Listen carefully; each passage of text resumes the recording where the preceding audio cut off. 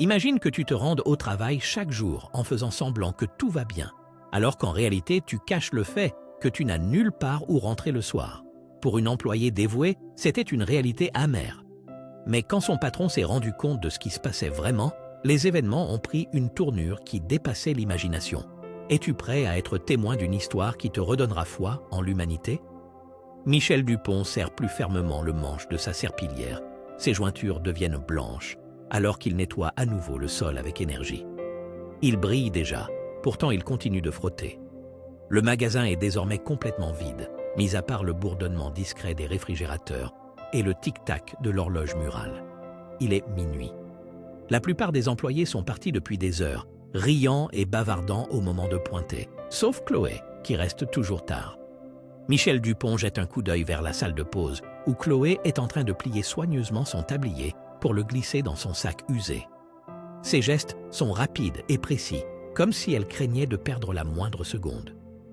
Il l'observe depuis un moment, pas de façon intrusive, mais comme un patron qui regarde quelqu'un qui l'impressionne.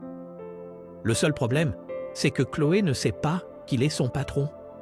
À ses yeux, Michel n'est que Julien, l'homme d'entretien, invisible, silencieux et insignifiant.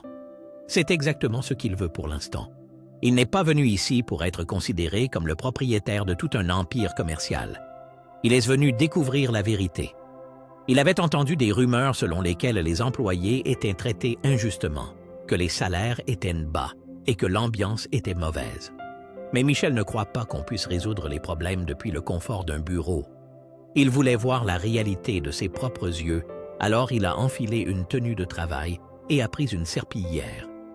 Toutefois, ce qu'il a constaté jusqu'à présent n'est pas exactement ce à quoi il s'attendait. La plupart des collègues ne semblent pas malheureux. Un peu fatigués, peut-être, parfois frustrés, mais rien d'excessif. Et puis il y a Chloé. Elle est différente.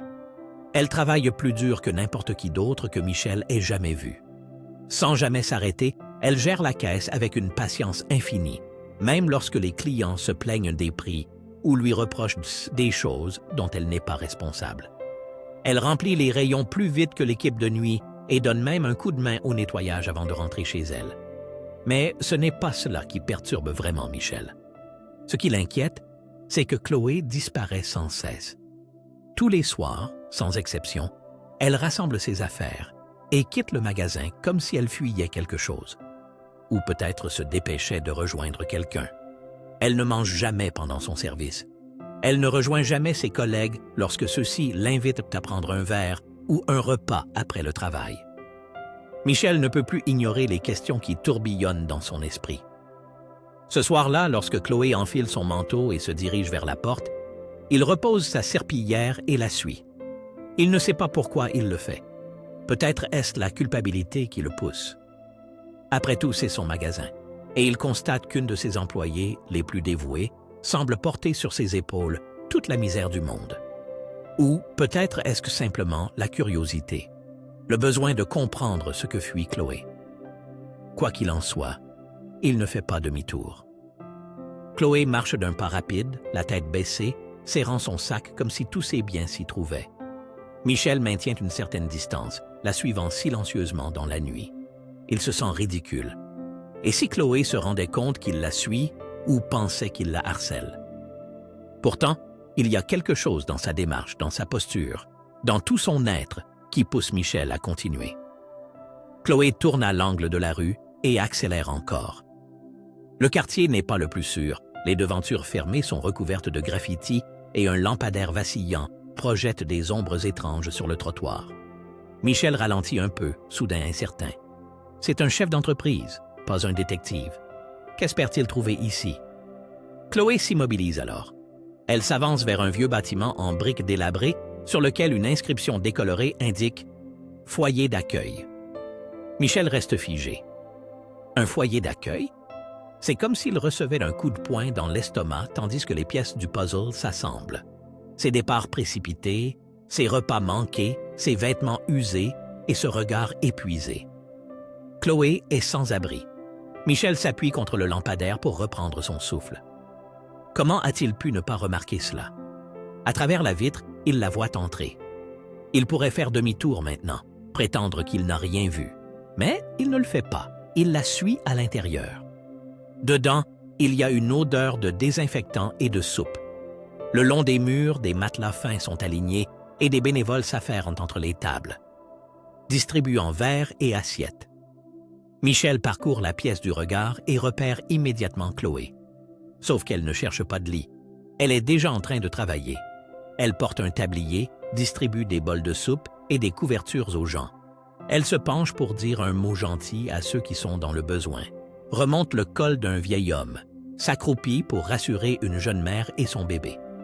Michel a du mal à croire que Chloé est elle-même sans abri et pourtant elle s'occupe encore des autres. « Nouveau ici ?» lance la voix d'un homme plus âgé, aux cheveux gris, arborant un badge au nom d'André Martin.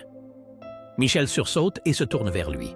« Oui », répond-il, tout en continuant d'observer Chloé. André désigne Chloé d'un signe de tête. Elle fait du bénévolat ici depuis des mois. Elle donne même une partie de son salaire, alors qu'elle travaille toute la journée dans le supermarché à côté. Michel cligne des yeux, stupéfait. « Elle fait des dons ?» demande-t-il, abasourdi.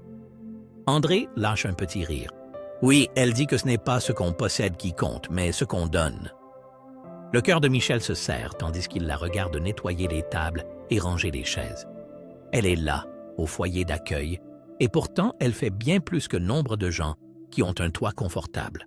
« Pourquoi ne reste-t-elle pas ici pour la nuit ?» demande Michel d'une voix feutrée. André hausse les épaules. Parfois elle reste, mais le plus souvent elle dort dans la salle commune ou l'entrepôt. Elle dit qu'il y a des personnes qui ont plus besoin du lit qu'elle. Michel fixe Chloé comme s'il la voyait pour la première fois. Il l'observe encore pendant une bonne heure, alors qu'elle s'active sans relâche. Elle essuie les tables, balaye le sol et range les chaises. Quand elle finit enfin par attraper son sac, il est déjà plus de 2 heures du matin. « Chloé » l'appelle-t-il, incertain. « Julien, qu'est-ce que tu fais là ?» s'étonne-t-elle en le voyant. « Je donnais un coup de main » répond Michel, maladroit. Chloé fronce les sourcils, mais ne pose pas de questions. Elle passe son sac sur l'épaule et sort dans la nuit. Michel la regarde disparaître dans l'obscurité.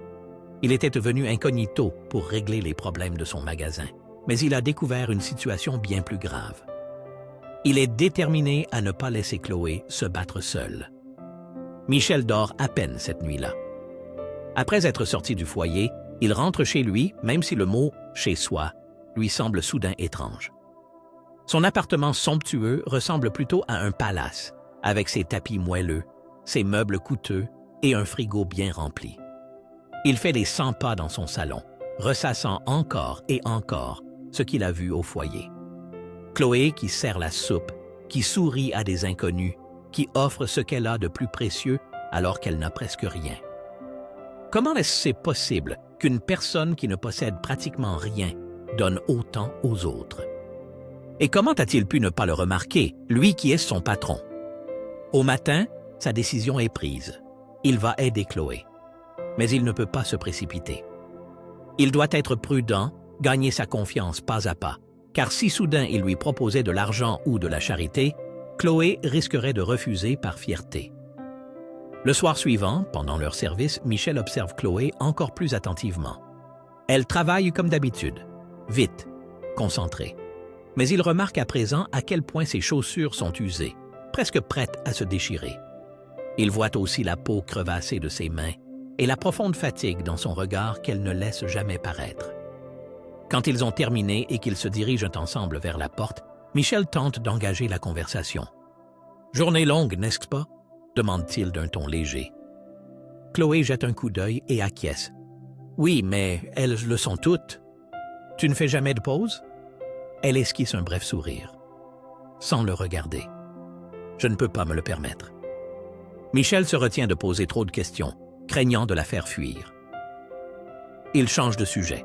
« Tu as déjà pensé à faire autre chose? À trouver un meilleur emploi? » Le sourire de Chloé s'efface. Beaucoup n'ont pas le luxe de changer de travail comme ça. Les mots le touchent profondément. Chloé referme son manteau, accélère le pas, signalant qu'elle ne veut pas s'étendre sur le sujet. Michel la laisse partir, mais son esprit reste en ébullition. Il est déterminé à en apprendre davantage. Cette nuit-là, il retourne donc au foyer d'accueil. André Martin l'accueille avec un sourire. « Encore là? Je me suis dit que je pouvais encore aider un peu, » répond Michel, tout en cherchant Chloé du regard. André lui tend un tablier et hoche la tête pour l'encourager. Il voit Chloé discuter avec une mère et ses 2 enfants, leur offrant des couvertures et des produits de toilette. « Elle a toujours été comme ça? » demande Michel à André en désignant Chloé. André acquiesce. Oui, Chloé est née avec un grand cœur. Elle vient ici faire du bénévolat depuis la mort de sa mère. Le cœur de Michel se serre. « Sa mère? » André hoche la tête et raconte en soupirant que la mère de Chloé est décédée d'un cancer du sein. Chloé a tout sacrifié pour payer les traitements jusqu'à vendre son appartement. Quand sa mère est morte, il ne lui restait plus rien. C'est comme ça qu'elle est arrivée ici. Michel observe encore Chloé et il ressent pour elle un respect grandissant. Ce n'est pas une femme brisée, mais bien une femme bloquée, trop fière pour demander de l'aide. Michel s'approche d'elle par petites touches. Le lendemain, il laisse un sandwich et de l'eau dans la salle de pause, faisant mine de ne pas remarquer quand Chloé les emporte. Le jour suivant, il propose de l'aider à finir de remplir les rayons, juste pour qu'elle ne soit pas seule à la fin de son service. Peu à peu, Chloé se détend. Un jour, elle rit même à l'une des blagues de Michel. Ce rare rire cristallin résonne longtemps dans son esprit, mais il sent que ce n'est pas encore assez. Il doit en faire plus. Un soir, alors qu'ils balaient ensemble entre les rayons, Michel lance d'un air détaché. « La direction cherche à recruter quelqu'un pour former les nouveaux, un poste de superviseur. » Chloé s'arrête net, surprise. « Vraiment? Oui, je pense que tu serais parfaite pour ça. »« Moi? » fait-elle, incrédule. « Pourquoi moi? Pourquoi pas? Tu fais déjà la moitié de ce travail et tu as de l'expérience. » Chloé rit doucement mais secoue la tête. « Je ne pense pas que je ferais une bonne superviseure. »« Pourquoi pas? »« Je n'ai tout simplement pas le temps, » murmure-t-elle, et Michel comprend qu'en réalité, elle craint la responsabilité supplémentaire qu'elle ne se sent pas prête à assumer. « Réfléchis-y, » dit Michel, avant de ne plus insister. Chloé ne répond pas, mais il voit que l'idée commence déjà à germer dans son esprit. Ce soir-là, Michel la suit à nouveau, à une distance raisonnable. Quand elle arrive au foyer d'accueil, il traverse la rue de l'autre côté et observe. Il est presque certain que l'homme de la veille va se montrer, et malheureusement, il a raison. Un homme sort de l'ombre et se poste devant Chloé. Le cœur de Michel s'emballe. Il ne parvient pas à entendre leurs mots, mais il voit l'hostilité sur leur visage. Chloé essaie de passer, mais l'homme la saisit par le bras. Michel est envahi d'une colère sourde et s'avance, mais Chloé se dégage et court vers le foyer avant qu'il ne puisse intervenir. L'homme lui jette un dernier regard furieux avant de disparaître dans l'obscurité. La main de Michel tremble alors qu'il réalise l'ampleur de la situation. Qui est cet homme et que veut-il à Chloé? Il ne le sait pas encore, mais une chose est sûre. Chloé est en plus grand danger qu'il ne l'avait imaginé. L'image de Chloé se libérant de la prise de cet inconnu revient sans cesse. La peur dans ses yeux, la façon dont elle a couru vers le foyer, ça le hante. Michel fait les 100 pas dans son salon, son esprit en ébullition. Qui est cet homme? Quelqu'un de son passé? Un individu dangereux? Les poings de Michel se crispent. Il doit comprendre ce qui se trame. Le lendemain soir, il arrive plus tôt au magasin. Il aperçoit Chloé qui remplit les rayons. Elle agit comme d'habitude, vite, mais ses épaules sont tendues et elle sursaute au moindre bruit. Elle a peur, c'est évident. Michel attend que personne ne soit à proximité, puis s'approche. « Salut, Chloé. » La jeune femme se retourne brusquement, la terreur dans le regard jusqu'à ce qu'elle le reconnaisse. Ses épaules s'affaissent légèrement. « Salut. » Michel hésite. Il ne veut pas la brusquer, mais il doit savoir. « Tout va bien? » demande-t-il doucement. Chloé force un sourire. « Oui, je suis juste fatiguée. » Michel ne la croit pas. « Tu es sûr? J'ai cru remarquer que quelque chose te perturbait hier. » Chloé se fige. « Tu étais au foyer? » Michel se maudit d'avoir laissé échapper ça. « J'y donnais un coup de main encore. Je t'ai vu partir précipitamment, comme si quelque chose t'avait contrarié. » Le visage de Chloé se décompose, Elle range les conserves encore plus vite. « Ce n'est rien, juste quelqu'un que je connaissais d'avant. » Michel s'approche. « S'il te harcèle, Chloé? » J'ai dit que ce n'était rien, coupe-t-elle, avant de baisser la tête en soupirant. « Pardon, je ne voulais pas crier, mais je vais m'en sortir toute seule. » Michel voit ses mains trembler alors qu'elle tente de garder contenance. « D'accord, » murmure-t-il. « Mais si tu as besoin de quelque chose, n'hésite pas, d'accord? » Chloé ne le regarde pas. « Oui, bien sûr. » Cette nuit-là, Michel se met de nouveau à la suivre à distance respectueuse. Lorsqu'elle atteint le foyer, il traverse la rue et observe depuis le trottoir d'en face. Il est presque sûr que l'homme fera son apparition. Et malheureusement, il a raison. Il sort de l'ombre et lui bloque la route. Michel ne saisit pas leurs paroles, mais voit leur visage tendu par la colère. Chloé tente de l'éviter, mais l'homme la grippe encore au bras. Michel explose. « Hé !» Il traverse la rue en courant. L'homme lâche Chloé et reporte son attention sur Michel, les yeux brillants de menace. « T'es qui, toi? » Michel s'approche, le cœur battant. « Lâche-la. » Chloé, terrifiée, craint visiblement que cette confrontation ne fasse qu'aggraver la situation. « Julien, non !» murmure-t-elle faiblement, mais Michel l'ignore. « Laisse-la tranquille. » L'homme penche la tête avec un rictus méprisant, mais recule. « Ce n'est pas fini, Chloé, » lance-t-il avant de se fondre dans la nuit. Michel se tourne vers Chloé. Qui c'était? La jeune femme ne répond pas. Son corps tremble, ses yeux brillent de larmes qu'elle essuie rapidement. « Tu n'aurais pas dû t'en mêler, » souffle-t-elle. « Chloé, qui est cet homme? » Elle hésite, puis finit par avouer. « Thomas, mon ex. » Michel sent ses poings se serrer malgré lui. « Ton ex? C'est à cause de lui que tu es au foyer? » Chloé détourne le regard. « C'est compliqué. »« J'ai le temps, » insiste Michel doucement. La jeune femme soupire et finit par parler. « On vivait ensemble. Quand ma mère est morte, je n'avais plus rien. Je croyais être en sécurité avec Thomas, mais il voulait tout contrôler. Mon argent, mon travail, ma vie. » Michel sent la colère monter en lui.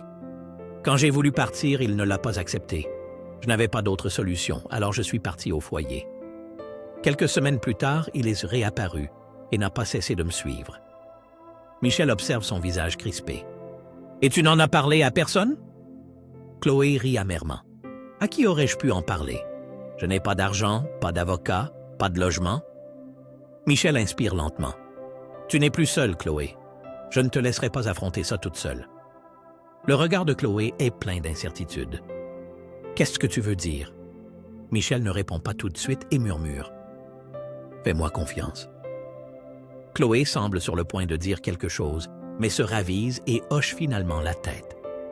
Le lendemain, Michel passe plusieurs coups de fil. Il engage un détective privé pour découvrir qui est vraiment Thomas, et la nouvelle de son casier judiciaire ne le surprend pas. Sans attendre, il prend contact avec un avocat pour lancer une procédure d'éloignement et mettre en place un plan de protection. Il sait aussi que Chloé ne voudra pas d'un simple don d'argent, alors il doit trouver une autre approche. La fois suivante où ils travaillent ensemble, Michel glisse l'air de rien. « Bientôt, un poste d'adjoint de direction va se libérer. » Chloé se méfie. « Pourquoi tu me dis ça? »« Parce que je pense que tu serais parfaite pour ce poste. » Chloé rit, incrédule. « Moi? Allons donc. » « Bien sûr. Tu es la plus bosseuse de l'équipe, tu connais le magasin par cœur et tu vaux bien mieux que ce que tu fais actuellement. » Chloé hésite. « Et si j'échoue? »« Tu ne vas pas échouer, » répond Michel avec assurance. « Tu gères déjà la moitié du magasin. Tu es plus forte que tu ne le crois. » Chloé sourit un peu, semblant enfin envisager cette possibilité. Et puis, au moment où tout semble enfin s'améliorer, Thomas se montre au magasin. Chloé se fige, terrifiée, et Michel se place immédiatement devant elle. Thomas arbore un sourire narquois. « Sinon quoi? »« Sinon le vigile te raccompagnera dehors, » réplique Michel sans reculer d'un pouce. Le regard de Thomas s'assombrit, mais il recule. « Ce n'est pas fini, » lâche-t-il avant de disparaître. Chloé tremble. Michel tente de la rassurer. « Ça va aller? » Elle hoche la tête, mais il voit la peur dans ses yeux. Les jours passent, et Michel ne peut effacer de son esprit le rictus de Thomas quand il est parti. Chloé reste nerveuse et tendue, remplissant les rayons la main tremblante. Michel voudrait lui dire de s'arrêter, de se reposer, mais il sait qu'elle ne le fera pas. Il reste là, devant la porte de l'entrepôt, apparemment en train de ranger des produits d'entretien, mais en réalité, il surveille Chloé. Elle travaille en silence, presque voûtée, tressaillant dès qu'on passe trop près d'elle. Il comprend qu'elle vit dans la peur constante depuis qu'elle a revu Thomas au foyer et au magasin.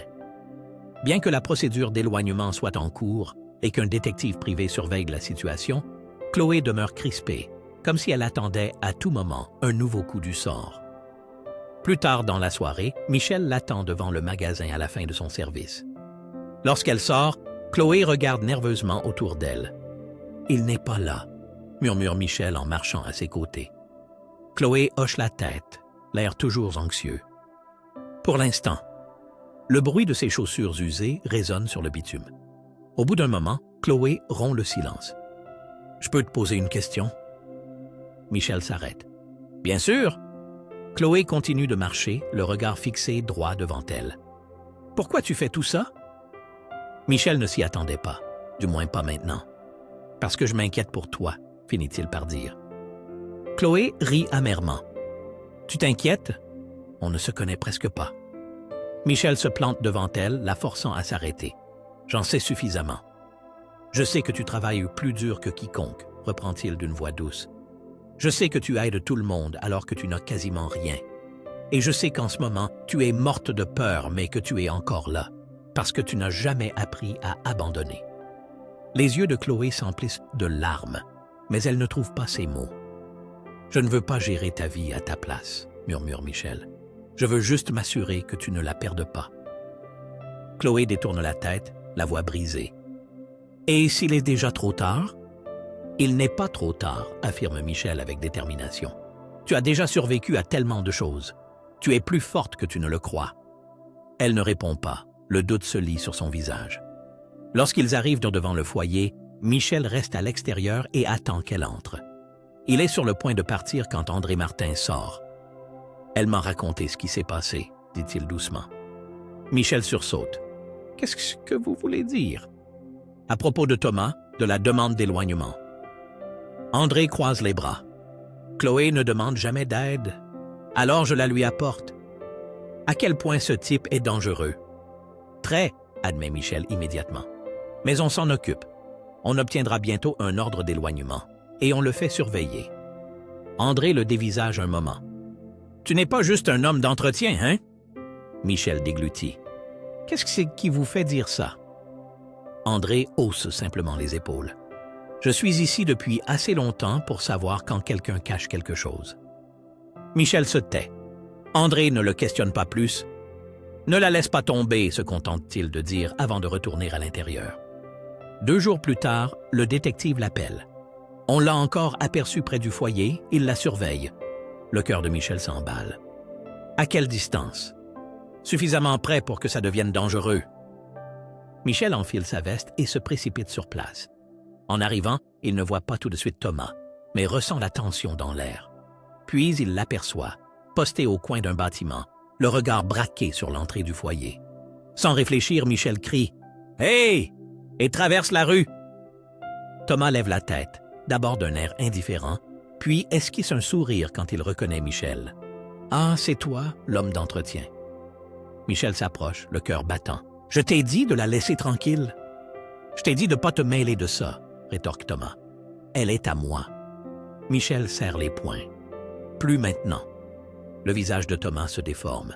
Il avance d'un pas, mais avant qu'il ne puisse agir, des gyrophares bleus apparaissent au bout de la rue.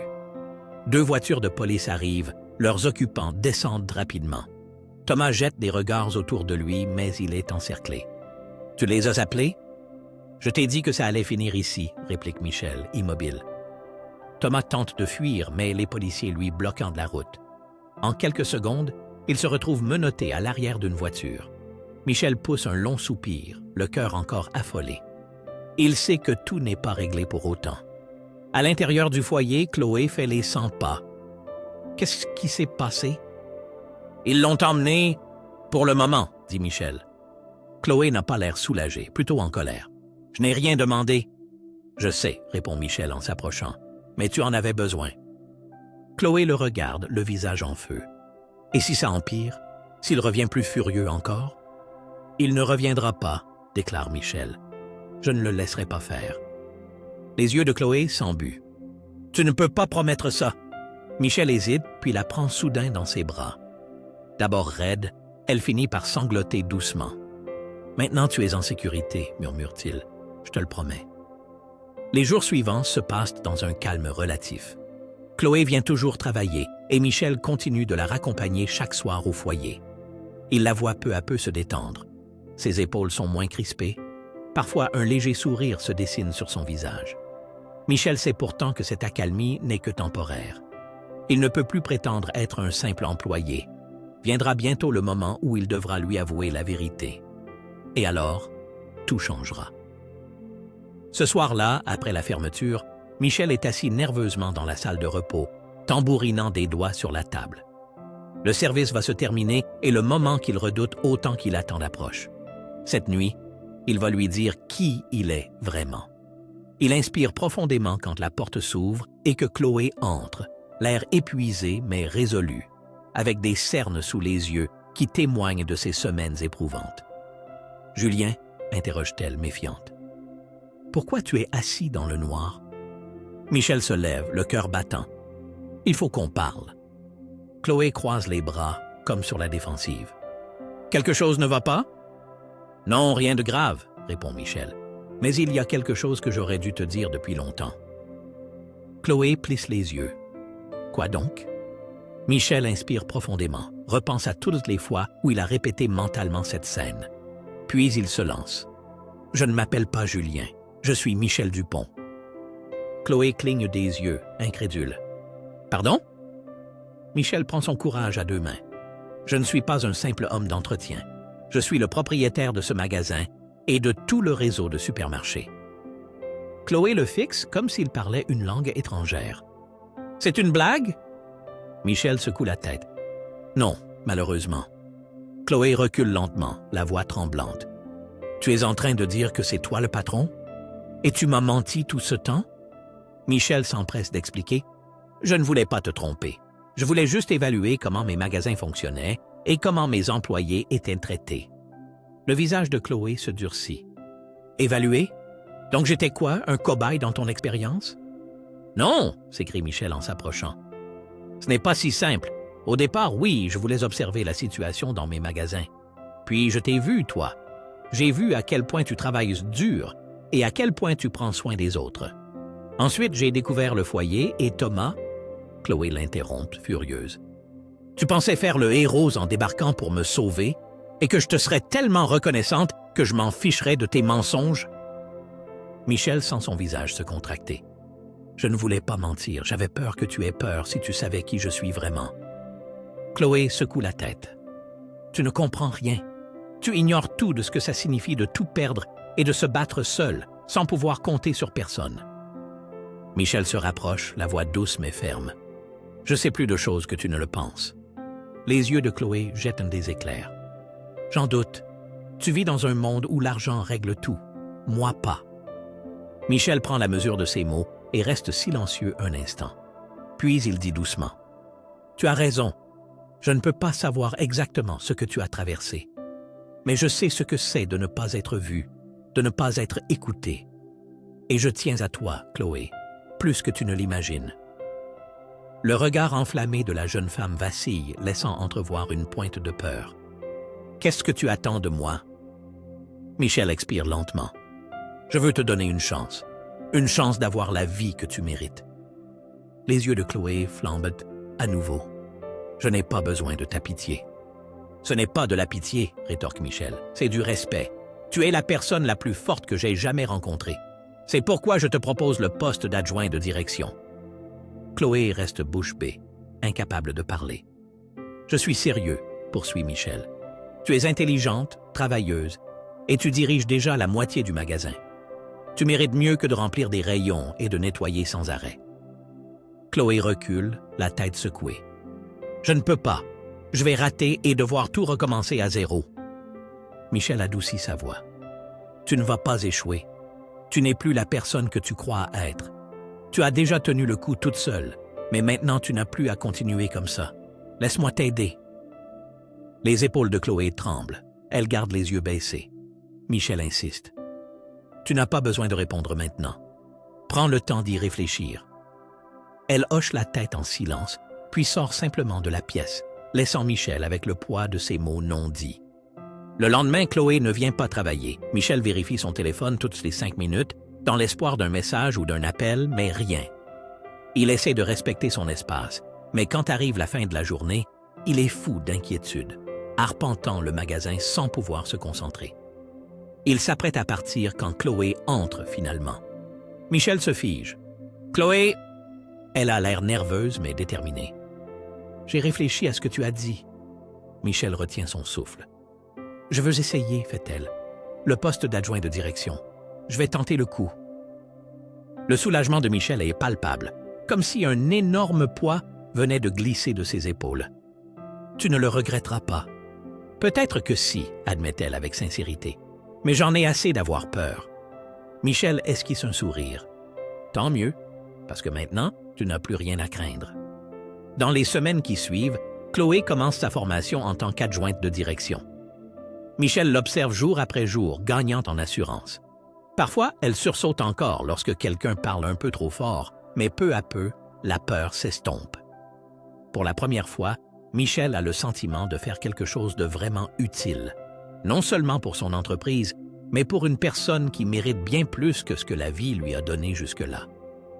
Un soir, Chloé se tient devant la porte vitrée du magasin, regardant son reflet tout en effleurant le badge accroché à sa chemise. Adjointe de direction.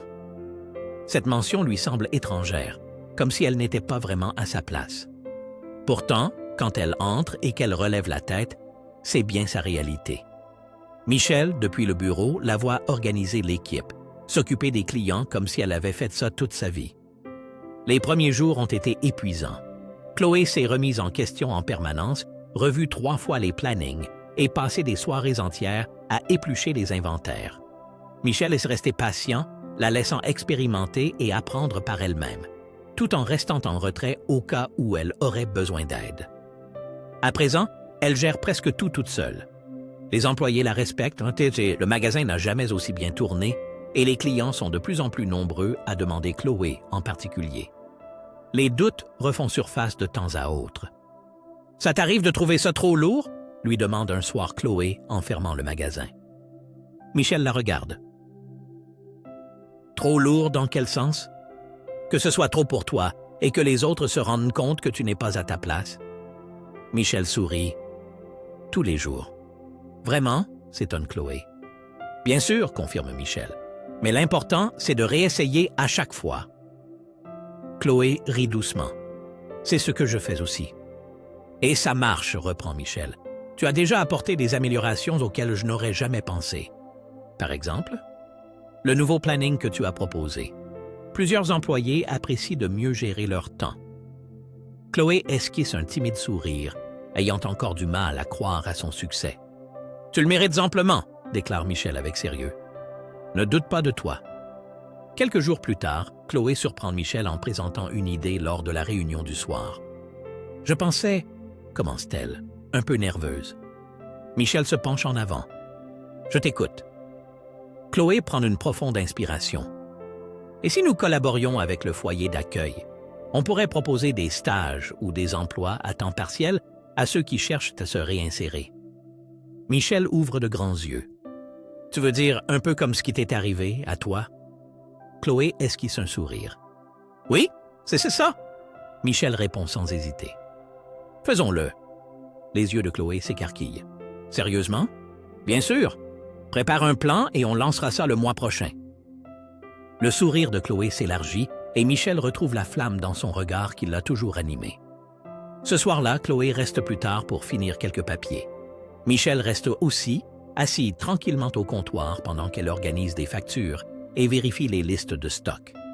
Lorsqu'elle relève enfin la tête, son visage est fatigué mais plus serein que jamais. « Tu es encore là?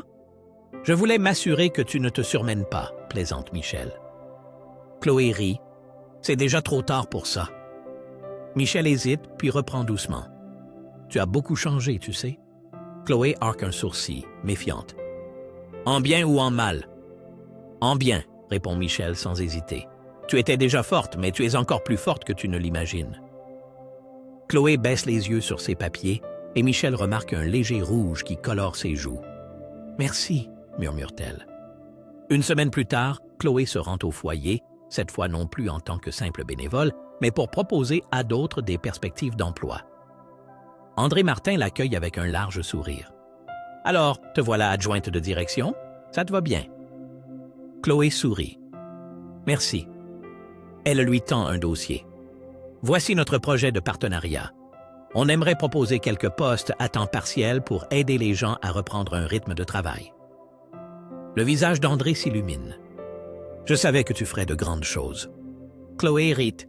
« Ce n'est pas si grand, mais c'est un début. » En sortant, elle éprouve un sentiment de légèreté, comme si elle quittait enfin l'ombre de son passé.